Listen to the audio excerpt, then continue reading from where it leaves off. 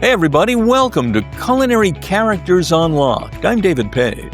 On this episode, the highly regarded high-end bartender who's now taken over as executive chef at the Michelin-lauded restaurant she owns in Chicago, Kumiko, where she's serving up her take on the flavors she grew up with in Japan. She calls Kumiko a dining bar, and shortly after we talked, it won the 2025 James Beard Award as the Outstanding Bar in America. Here's Julia Momosé. Chef, it's nice to meet you. How are you?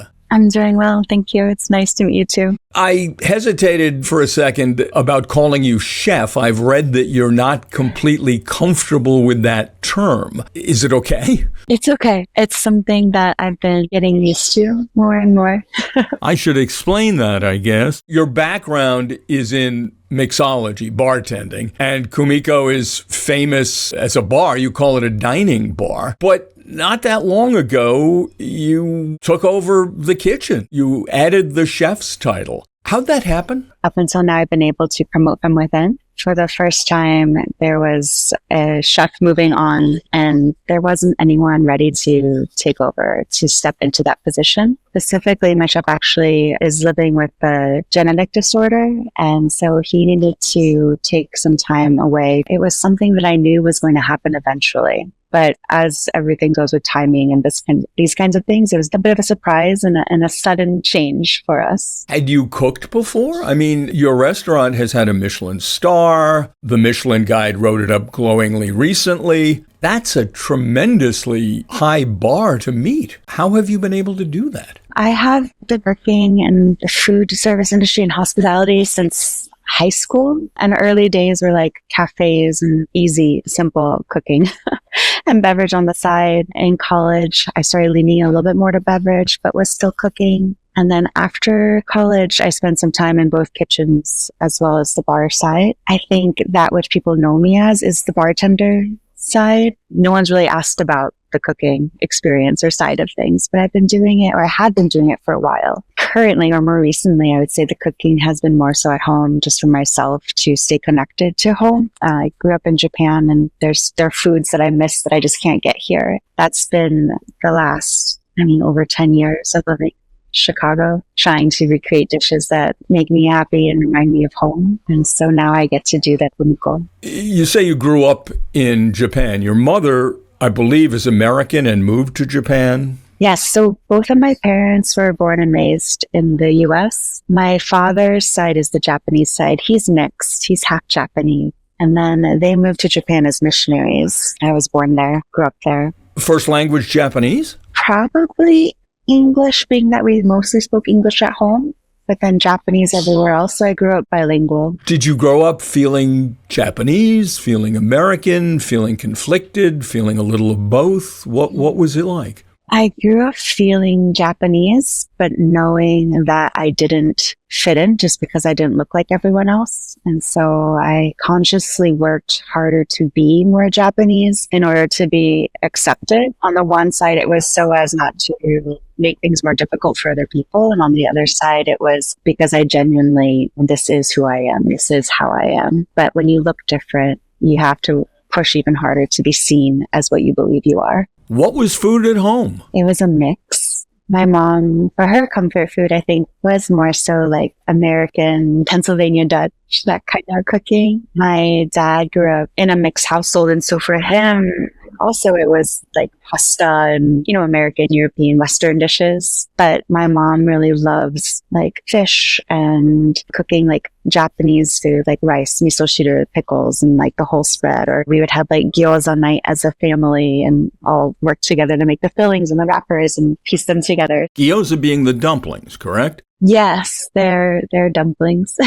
The foods that meant comfort, security in childhood, what were they? In childhood. Or as you got older, food is such an integral part of who we are and what our emotions are. Some of my favorite childhood memories were like obento, those lunch boxes that mom would pack. Would be like rice and pickles and some kind of like sesame breaded chicken with steamed vegetables and pickled vegetables, just so many different flavors all together. But also things at like as simple as like onigiri, the rice balls filled with like salted salmon and wrapped in seaweed. Just whether they were like had been sitting in my locker for a while or were like fresh, it was always so good. On Sundays, we would always have kare rice, Japanese curry rice, and we would drink barley tea, roasted barley tea alongside it. And that's just such a integral food memory of mine. It's something that I've been recreating for a little while now. I've read that you say it's your mom who introduced you to the concept of hospitality, and you say she wasn't in the business, but she embodied what it meant. Can you explain that? What did you see? What did you feel? Yeah, the way that my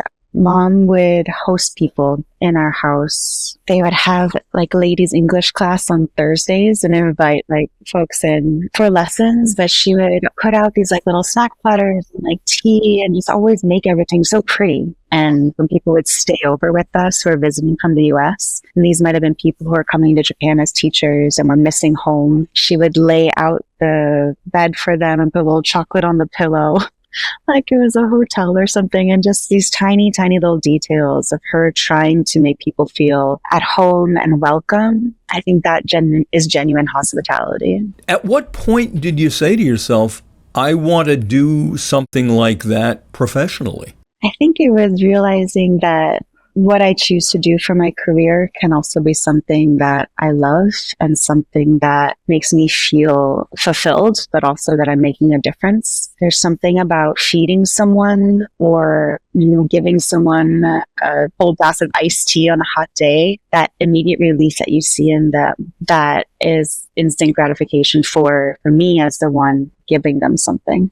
Did you work in hospitality at all in Japan, or did it begin once you went to college in the U.S., I guess? College was the U.S. Where did you first begin working in the industry?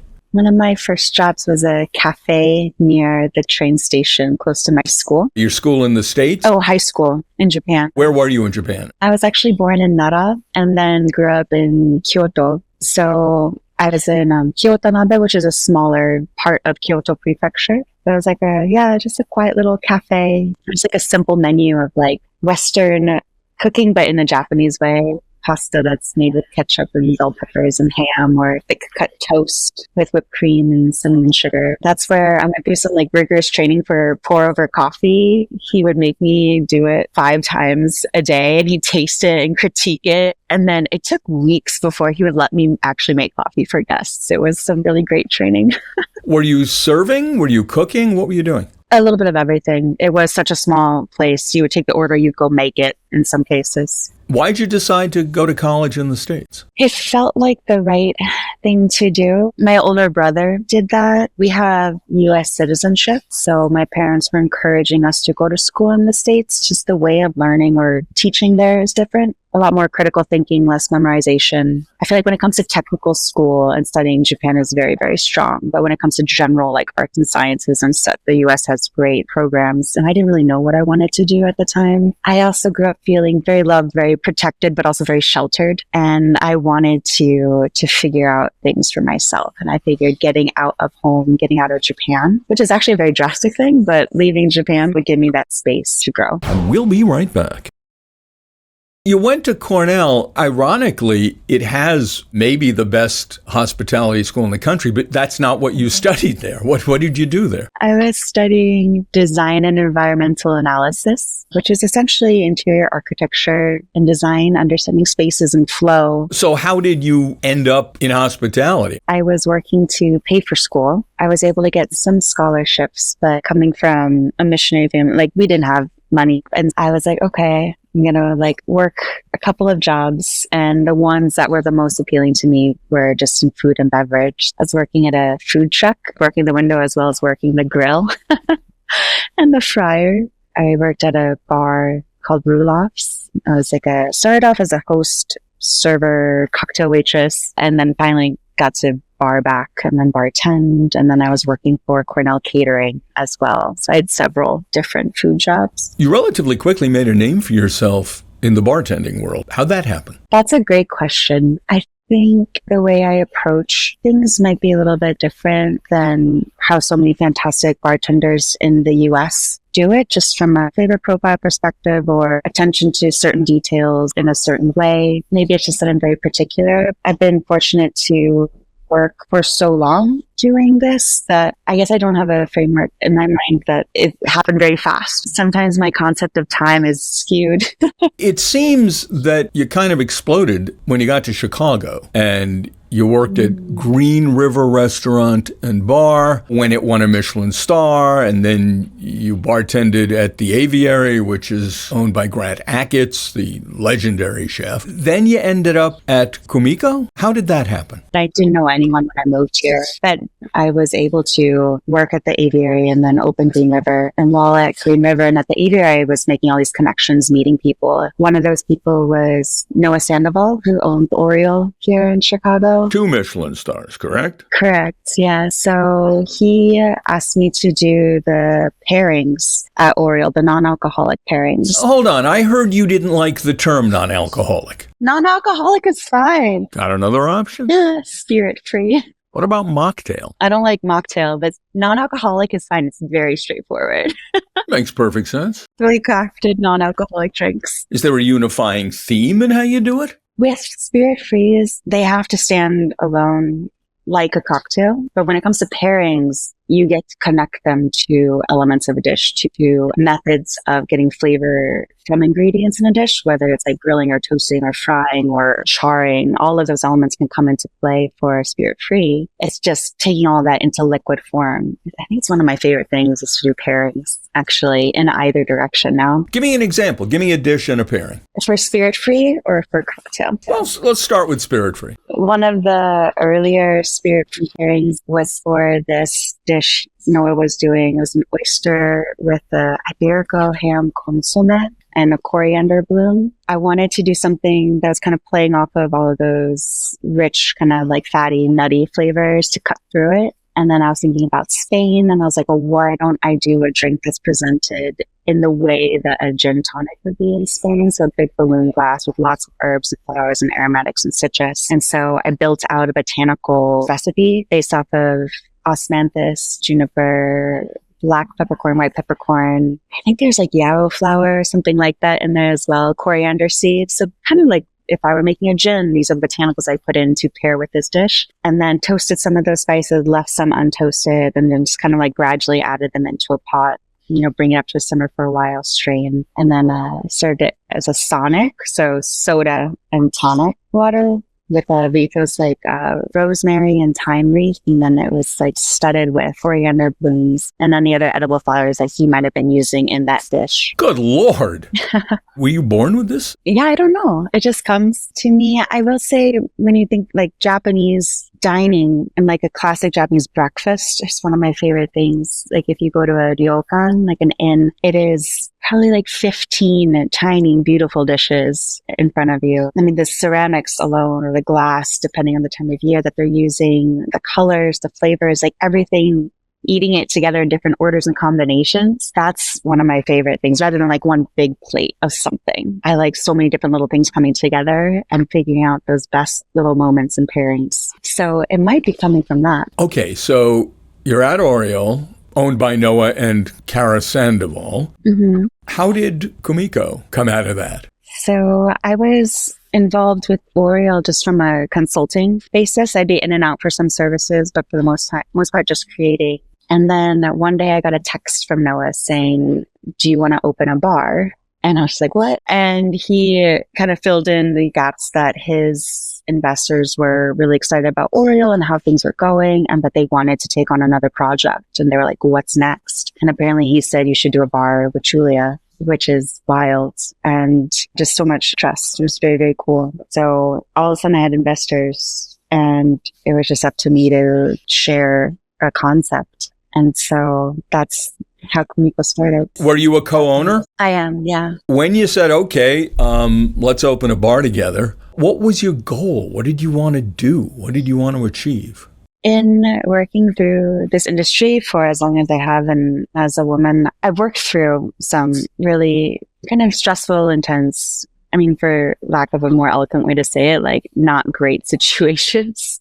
Whether it's sexual harassment from guests or from managers, people who I have to answer to. But I also wanted to work in places that demanded excellence, because that's something that I expect out of myself, and that I want to be in an environment where everyone needs to be operating at a very high level. So I wanted to create a space where people who wanted to pursue excellence could do so and not have to worry about whether they were a man or a woman, or, who they loved or what they believed in or what they looked like. Like, none of that should matter. It's at the end of the day, like, how we work and how well we work together. They said, or he said, you want to open a bar, and you immediately said, sure, let's serve Japanese food? Pretty much. It was, if I was going to open a place, I wanted it to be authentic to me. And so the story of Kumiko is very much that of being of mixed heritage, and almost like this idea of feeling like an immigrant, being an immigrant, but not fitting into any box. Because in Japan, I was born and raised there, and I'm part Japanese, and like in my heart, I'm Japanese, but I don't look it, so I'm not accepted as such. And when I come to America, I'm white passing, but just different enough, but don't understand certain things or don't do things in a certain way, and therefore I don't fit in at all. And where I feel the most at home is when I'm able to just cook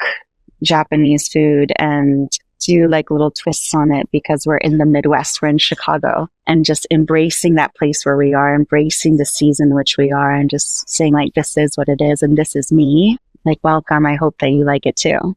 Well, two things here. The Midwestern twist to Japanese food. Let's hold that thought for just a minute, because I want to start a little broader. I've seen you quoted as saying very specifically, Japanese food is more than sushi and ramen. We don't really know a whole lot about Japanese food as eaten in Japan here in America, do we? Not wholly, no. Was part of your desire to fill that knowledge gap? Yeah. I don't like to see something as deep and rich, such as Japanese culinary, being reduced down to such an intensely like high-end thing like sushi, which it isn't even in Japan. It's just our food. It's what we eat. Or, something like ramen, which is either like cup noodle, like the instant noodles, or nowadays in the States, like a $27 bowl. I wanted to showcase another side of Japan. Coming right back.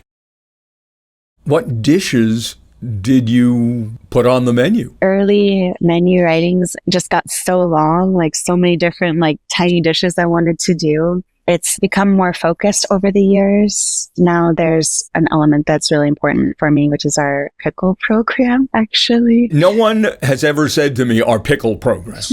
So please explain. When I think about like a Japanese meal, it's like a whole meal for me. And like breakfast is like a bowl of rice, miso shiru or some type of soup, grilled fish or something like that. But sometimes I can do away with the grilled fish if there's no time, and then pickles. There's got to be pickles and some kind of like fermented food. Like pickles you'd get at the Jewish deli on the Lower East Side of New York? No. Obviously not. I mean, what are you talking about when you talk about pickles? So many different countries have their pickles. In Japan, we have from as simple as like a very light, quick pickle, like sprinkling salt over cucumbers, leaving it for 5-10 minutes, squeezing out that water. It's good to go. Maybe there's like a hint of sugar in there as well for radishes. One of my favorites is amazuzuke, which is rice vinegar with a little bit of sugar and kneading. It's a little bit sweet, a little bit sour. Misozuke pickles, which are fantastic, like salt and miso and just creating a bed to pickle and then rinsing off. I assume you make all these yourself. Yeah, we do it all here. So we'll bring in whatever produce we can, either that's in season or, we'll always have a cucumber pickle. It's kind of a must-have. And then we have at least 4 different types of pickle so that people can order one or they can mix and match. Cucumbers I get. What else are you pickling? Charred shishito in the soy. Daikon in many ways. Daikon is radish, correct? Yeah, so really can be like really long, really large type of radish. Dai means big in Japanese. Kon is root. It's like a big root. We're using the tops for some other dishes, either for grating because it's a little bit sweeter. And then on the tasting menu, we're doing a simmered daikon dish. Part of preparing that is a process called mentori and katsuramuki. Katsuramuki is the peeling of just the skin with a knife. So you get one long strip. And then mentori is beveling the edges so that when you're simmering it, the corners don't break off. Looking at a variety of the dishes that are or have been on your menu, what's chicken, I'm going to mispronounce this, karage? Karage, that's a fried chicken. Is it similar to American fried chicken? It's similar in the sense that there's some kind of brining process and then dredging and frying. In the case of Japanese fried chicken, it's ginger, garlic, some tamari, a little bit of meaty. We're doing like a confit and a raw garlic blend that gets marinated and dusted in potato starch and then fried. So it's a very, very light, crispy finish. Thighs twice fried, and it's gluten-free, which is nice. And you've got a katsu sando. Sando? Katsu sando. Mm-hmm. Which is? Katsu comes from cutlet, so breaded and fried cutlet. It could be chicken, pork, wagyu. In the case of our current sandwich, it's a A5 Miyazaki wagyu cutlet that's breaded and fried and then sandwiched between shokupa, like a Japanese white bread, sandwich bread, with a little bit of tonkatsu sauce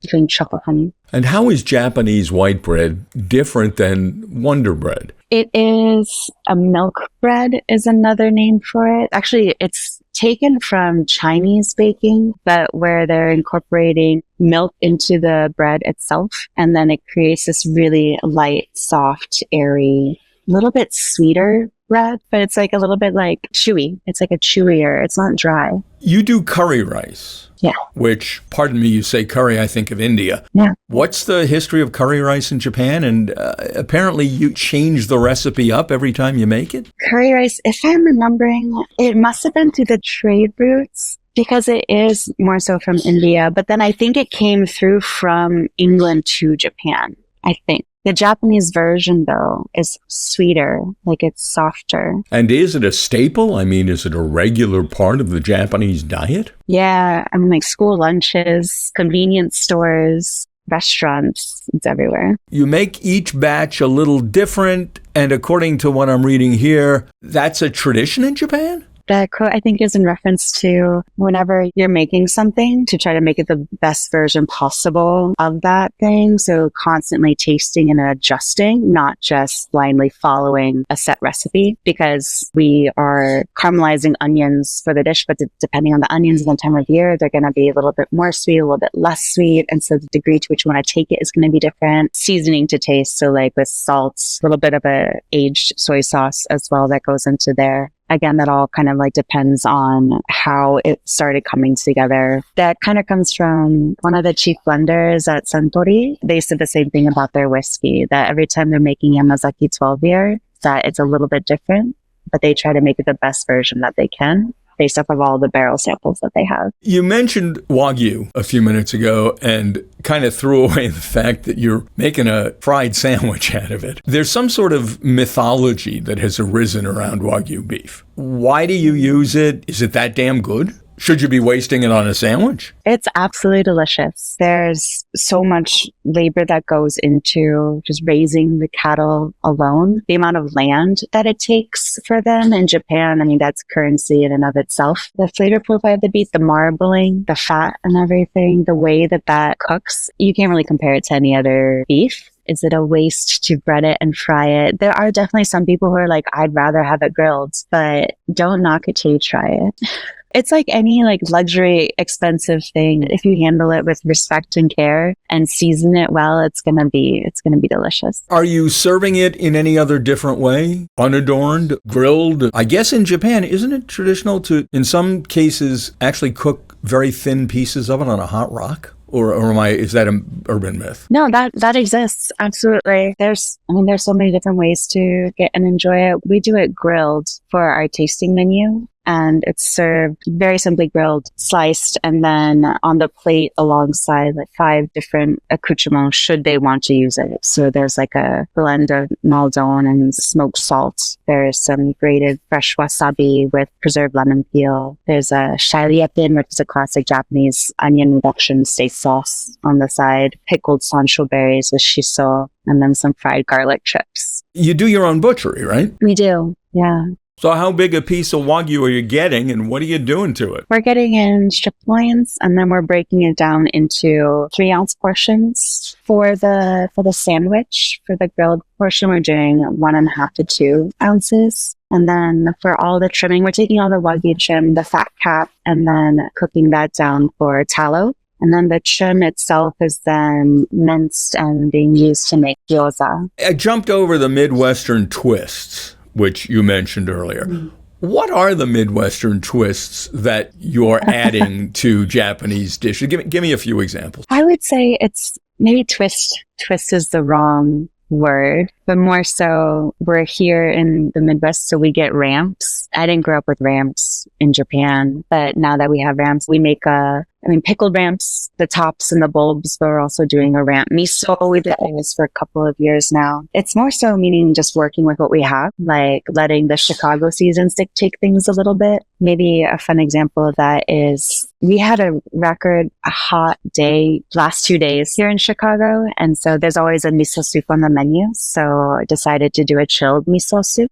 A what? A chilled miso soup, like a cold miso. Gotcha. Because most people think like miso soup, they think of like one simple soup with wakame and tofu in it. But the soup that I've been serving is with vegetables from Filman Farms, which is a nearby farm here. So kind of whatever they have. Been making a miso with their purple carrots. So it's a purple carrot miso with turnips and carrots and then some pickled horseradish over the top, parsley dressed in shiso oil. To many people, it's like we just discovered local and seasonal here in the States, but that's actually been a central precept of Japanese cooking forever, hasn't it? Absolutely. Yeah. Sushi, I guess, a great example. So you're doing a tasting menu. Mm-hmm. As I understand it, rooted in a traditional Japanese meal called kaiseki? Yeah, kaiseki ryori is a celebration of the seasons. I've tried to be clear, with the team, though, that we don't call our menu a kaiseki experience because it's not following that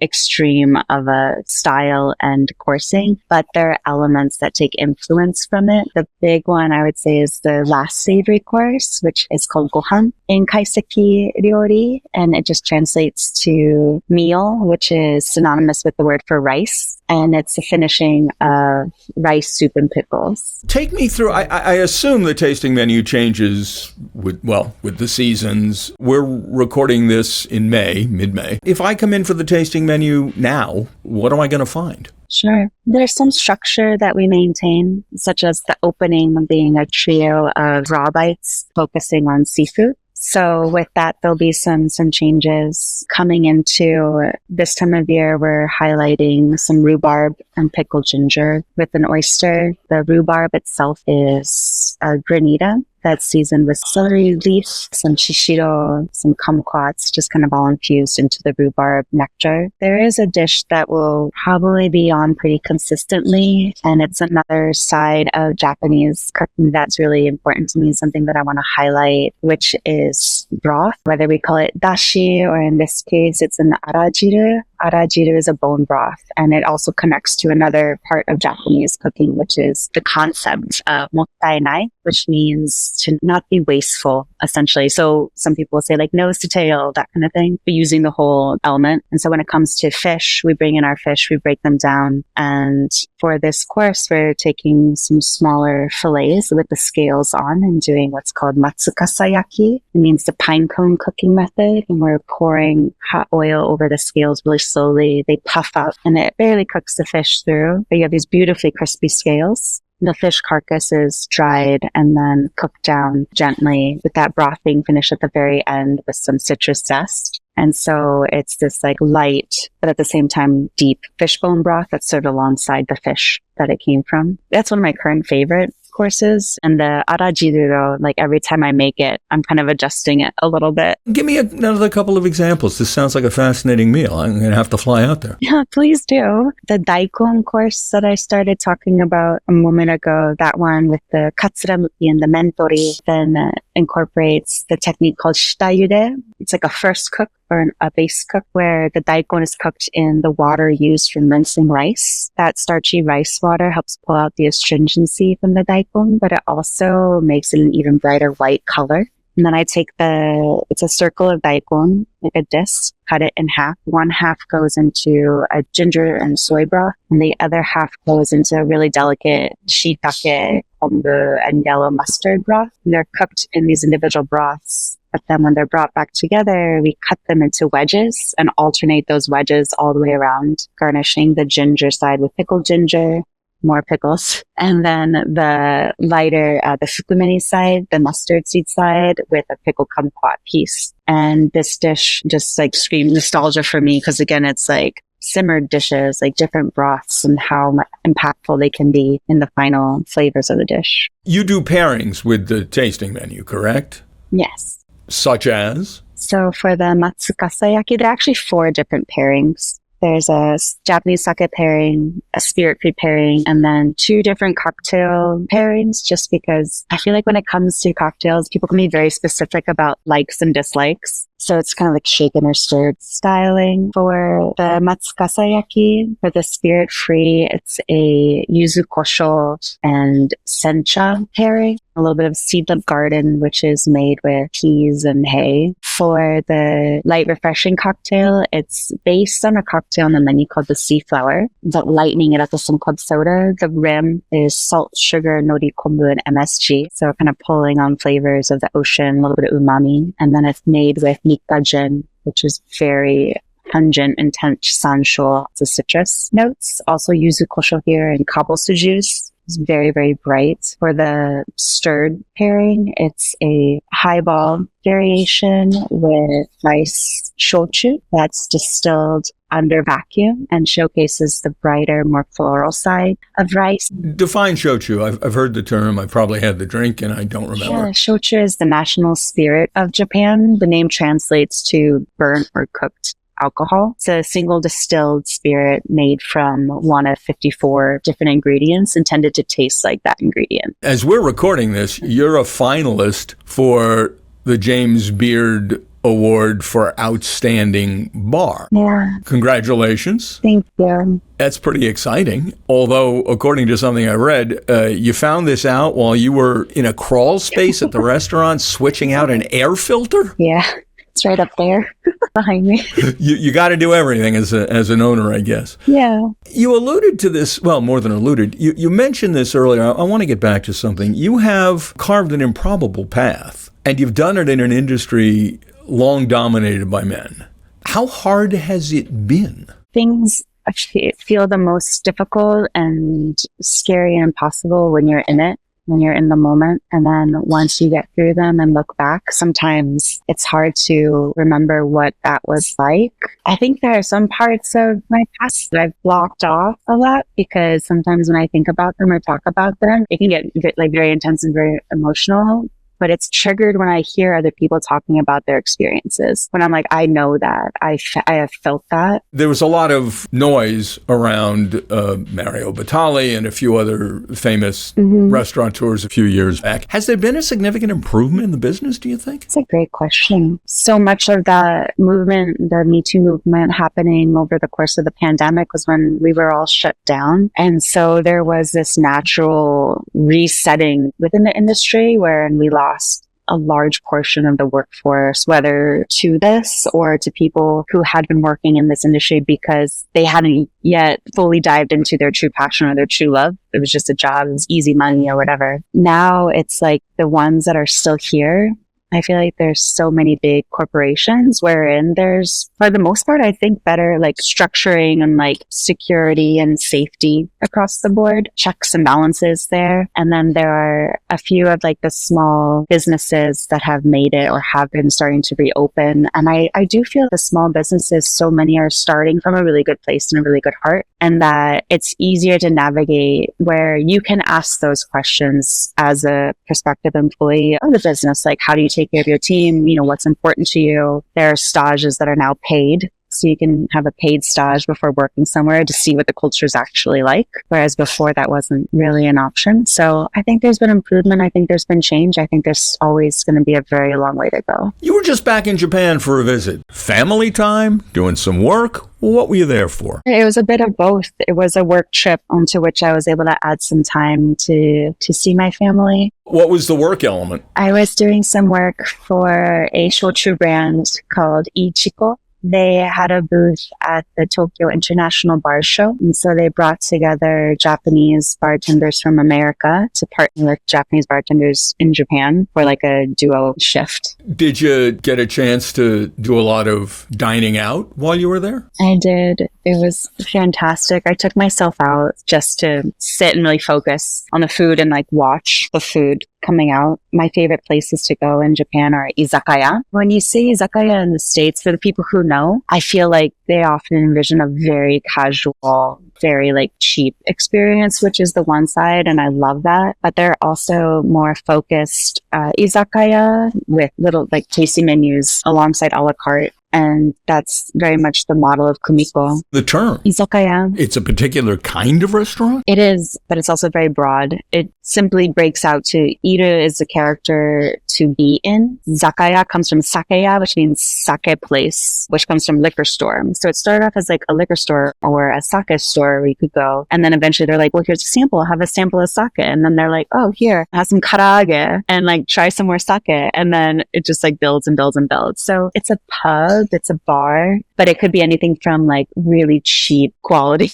across the board, but like a place where a group of 10 people can walk in after work together, no reservation, and just have a great time. Or it could be a more elegant experience. Did you bring back any particular inspiration from what's going on in the food scene in Japan these days? Yeah, I always come back with a deeper appreciation for Japan, from the service to the technique and everything. This time around, there was more of a focus from my side on the food, how it's made and why it works. One of the dining experiences that I really loved was a small izakaya that was inspired by the owner's upbringing in Kyushu. I have a love for ceramics, and so I noted he had ontayaki, which is from Kita, like just outside of Kita City in Oita Prefecture, down in Kyushu, and then seeing cuisine of that region being served on that plate. That level of attention to detail and opportunity to share the culture, I thought was really, really beautiful. Because even within Japan, there's such a distance sometimes between Kyushu and Tokyo. And I thought that was very beautiful, and it resonated with me as something that I can do here, is connecting the dishes, the plateware itself, to the food that's being served on it. Will we see you doing that? I got a lot of plates when I was there. Yes. Any other plans going forward? I'm especially excited right now because I've been able to build out the kitchen team a little bit more. My CDC, Evelyn, is just a joy to work with. Chef de cuisine. Yes. The energy with which we're able to meet each other and challenge each other has been extraordinary. She's worked most recently, she had a residency in Paris, and then John's Food and Wine here in Chicago, as well as Smith. And so she has some really like deep experience there, but also the desire to learn and do more and explore Japanese cuisine. And so for me, being able to partner with someone who has such a broad range of experience and focus on cooking is huge. So I feel like we're going to be quite the dynamic duo. Well, Chef, it's been an absolute delight chatting with you. You're doing some remarkable things. Really impressive. Thank you so much. I hope to keep trying harder. Well, clearly you try harder every day. And the results are remarkable. Thank you. Chef, I just want to thank you again for taking the time to chat with me, and best of luck going forward. Thank you. Thank you so much. Julia Momosé on Culinary Characters Unlocked. I'm David Page, and I'll see you next time.